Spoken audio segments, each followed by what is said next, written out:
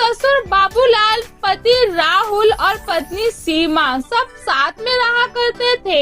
सीमा की अभी अभी नई शादी हुई थी। वहीं मायके में सीमा अपने कुछ काम नहीं करती थी, जिसके वजह से उसे ससुराल के काम करने में आलस आता था। वहीं एक दिन की बात है, पता नहीं इंसान है कि जानवर, जब देखो खाना खाना करते रहते हैं। अच्छी खासी जिंदगी चल रही थी, मम्मी ने भी ना शादी करा दी। इनको खाना चाहिए, इनको नाश्ता चाहिए, इनको रात का भी खाना चाहिए। रुको, अब तुम लोग को खाना खिलाती हूँ। ऊपर से ये बुढ़िया है, बैठे बैठे सब बताना रहता है, ये बना वो बना, मगर आती नहीं है बनवाने के लिए। सीमा चिढ़ते हुए अब ज्यादा खाना बना देती है ताकि उसे रात में खाना ना बनाना पड़े। खाने के टेबल पे सास कहती है, बहू आज किस किस आती है जो तूने इतना सारा खाना बनाया है? बाजी मैं अभी नई हूँ ना, तो मुझे खाने का अंदाजा नहीं है। मैंने सोचा खाना ज्यादा हो जाएगा तो चलेगा, लेकिन कम ना हो पाए। ठीक है, आजा साथ में खाना खा लेते हैं। अब रात में भी यही खाना पड़ेगा, लेकिन बहू कल से कम खाना बनाना। सीमा इतना सुनते ही मानो जग जीत लिया। वो फटाफट खाना खाती है और अपने कमरे में आराम करने के लिए चले जाती है। शाम के समय सीमा की सास कहती है, बहू अभी के लिए कुछ अच्छा सा नाश्ता बना दे। वैसे भी सुबह का खाना रात में खाना है, इसलिए कुछ अलग सा तीखा तीखा बना के मुंह का स्वाद चेंज हो जाए। ठीक है माँ जी, बनाती हूँ।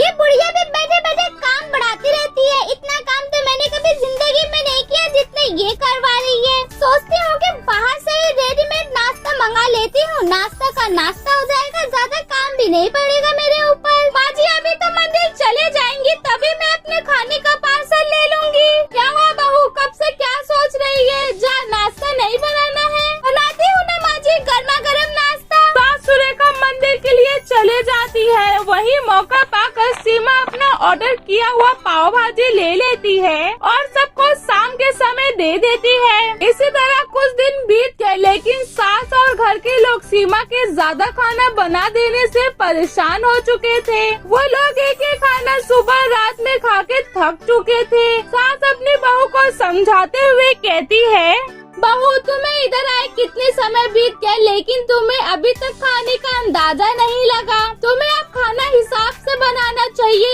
एक ही खाना बार बार खाया नहीं जाता। कल मैं तुम्हारे साथ किचन में रहूंगी, मैं तुम्हें खाना कितना लेना है मैं बताऊंगी, उसे याद रखना, ठीक है? The next day. दोनों सास बहू किचन में पहुंच जाती है। सुरेखा जी उसे खाना बताती और सीमा उसे उतना ही बनाती। फिर सबको खाना परोसते हैं। आज खाना ज्यादा नहीं था, लेकिन थोड़ा सा पनीर की भाजी बच जाती है। उसे देखकर सीमा सोचती है, थोड़ी सी भाजी बच गई है, उसे फ्रिज में रख देती हूँ। किसी को नहीं बताऊंगी कि भाजी बची है। उसे ही बाद में जूस वाली भाजी बना के तड़का लगा दूंगी, किसी को पता भी नहीं चलेगा। सीमा ऐसे ही करती। बचा हुआ भाजी, चावल, रोटी वापस फ्रिज में रख देती। फिर बाद में उसे गर्म करके सबको परोस देती। उस दिन मानो जैसे तैसे निकल गया, लेकिन सीमा के पेट में बहुत जोर दर्द होने लगा। उसने अपनी सास को आवाज लगाया और दोनों हॉस्पिटल पहुंच गए। डॉक्टर ने सीमा को जांचा और उसके बाद पूछा, आपकी बहू बाहर का खाना या फिर बासी खाना खाती है, जिसके वजह से उसे ज्यादा मात्रा में फूड पॉइजनिंग हो गई है? नहीं, हमारे यहाँ तो कोई भी बाहर का खाना नहीं खाता और बासी खाना भी नहीं बनता है। क्या आपके वहाँ एक ही खाना बार बार खाते हैं? अब सास को समझ में आने लगा था कि बहू की कल की सब्जी परसों ही क्यों बनती। वो अपनी बहू की तरफ देखती है। सीमा रोते हुए कहती है, बाजी मुझे माफ कर दीजिए, बचे हुए खानों को मैं फ्रिज में रख देती थी, फिर सबको गरम करके वही परोस देती थी।